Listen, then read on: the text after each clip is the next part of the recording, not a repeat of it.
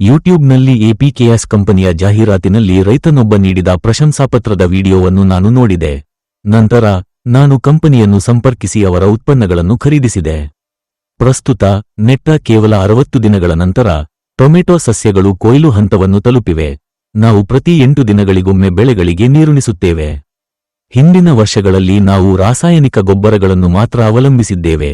ಈ ವರ್ಷ ನಾವು ಸಾವಯವ ಗೊಬ್ಬರಗಳನ್ನು ಮಾತ್ರ ಬಳಸಿದ್ದೇವೆ.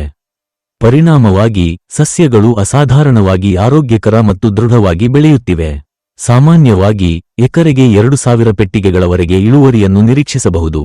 ಆದಾಗ್ಯೂ ಈ ವರ್ಷ ಇನ್ನೂ ಹೆಚ್ಚಿನ ಇಳುವರಿಯನ್ನು ನಾನು ನಿರೀಕ್ಷಿಸುತ್ತೇನೆ.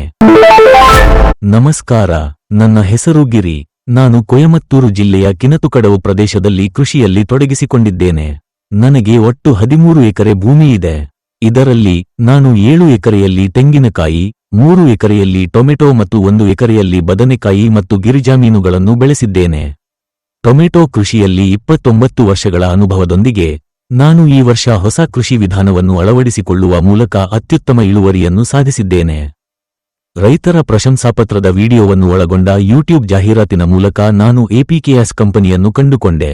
ನಂತರ ನಾನು ಕಂಪನಿಯನ್ನು ಸಂಪರ್ಕಿಸಿ ಅವರ ಉತ್ಪನ್ನಗಳನ್ನು ಪಡೆದುಕೊಂಡೆ.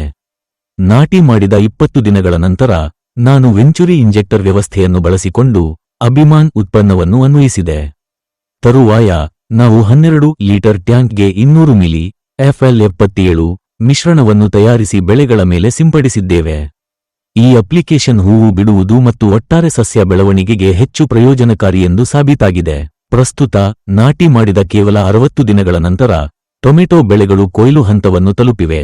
ನಾವು ಪ್ರತಿ 8 ದಿನಗಳಿಗೊಮ್ಮೆ ನೀರಾವರಿ ಒದಗಿಸುತ್ತೇವೆ. ಹಿಂದಿನ ವರ್ಷಗಳಿಗಿಂತ ಭಿನ್ನವಾಗಿ ನಾವು ರಾಸಾಯನಿಕ ಗೊಬ್ಬರಗಳನ್ನು ಮಾತ್ರ ಅವಲಂಬಿಸಿದ್ದಾಗ ಈ ವರ್ಷ ನಾವು ಸಂಪೂರ್ಣ ಕೃಷಿ ಚಕ್ರದಲ್ಲಿ ಸಾವಯವ ಗೊಬ್ಬರಗಳನ್ನು ಮಾತ್ರ ಬಳಸಿದ್ದೇವೆ. ಪರಿಣಾಮವಾಗಿ ಸಸ್ಯಗಳು ಗಮನಾರ್ಹವಾಗಿ ಆರೋಗ್ಯಕರ ಮತ್ತು ಹುರುಪಿನ ರೀತಿಯಲ್ಲಿ ಬೆಳೆಯುತ್ತಿವೆ. ನಾಟಿ ಮಾಡಿದ 35 ದಿನಗಳ ನಂತರ ನಾವು ಸಸ್ಯಗಳಿಗೆ ಬೆಂಬಲ ದಾರಗಳನ್ನು ಕಟ್ಟುವ ಪ್ರಕ್ರಿಯೆಯನ್ನು ಪ್ರಾರಂಭಿಸಿದ್ದೇವೆ. ಈ ವಿಧಾನವನ್ನು ನಾವು ಒಟ್ಟು 3 ಬಾರಿ ನಡೆಸಿದ್ದೇವೆ. ಕೊಯ್ಲು 70 ದಿನಗಳ ಅಂಕದಿಂದ ಪ್ರಾರಂಭವಾಗುತ್ತದೆ ಮತ್ತು 15 ಚಕ್ರಗಳವರೆಗೆ ಬೆಳೆ ಕೊಯ್ಲು ಮುಂದುವರಿಸಲು ಸಾಧ್ಯವಾಗುತ್ತದೆ ಎಂದು ನಾವು ನಿರೀಕ್ಷಿಸುತ್ತೇವೆ. ಸರಿಯಾದ ನಿರ್ವಹಣೆಯೊಂದಿಗೆ ಈ ಬೆಳೆ 6 ತಿಂಗಳವರೆಗೆ ಉತ್ತಮ ಸ್ಥಿತಿಯಲ್ಲಿರುತ್ತದೆ.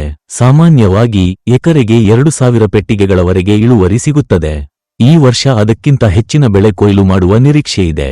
ನಾವು ಈ ವಿಧಾನವನ್ನು ಬಳಸುವುದನ್ನು ಮುಂದುವರಿಸಿದರೆ ಕೃಷಿ ನಮಗೆ ಲಾಭದಾಯಕ ಮತ್ತು ಸುಲಭವಾಗುತ್ತದೆ.